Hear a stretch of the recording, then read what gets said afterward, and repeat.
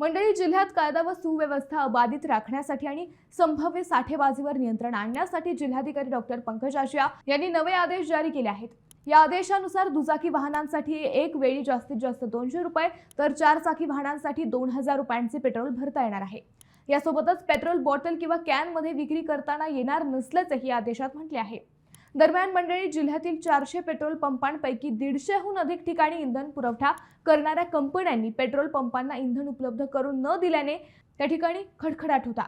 त्यामुळे दिवसभर नगर शहरासह ग्रामीण भागात नागरिकांची पेट्रोल आणि डिझेलसाठी धावधाव सुरू असल्याचे दिसून आले।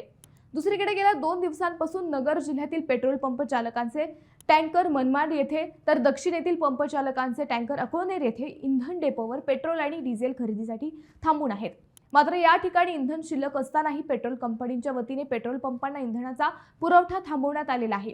विशेष म्हणजे 2 दिवसांपूर्वीच पेट्रोल पंप चालकांनी इंधन कंपन्यांना आगाऊ इंधनाचे पैसे अदा केल्याने कंपनी चालकांकडून कोणतेही ठोस कारण न देता पेट्रोल चालकांची अडवणूक करण्यात येऊन पेट्रोल आणि डिझेल भरून दिले जात नसल्याने जिल्ह्यात इंधन टंचाई सदृश परिस्थिती निर्माण झाल्याचे चित्र आहे।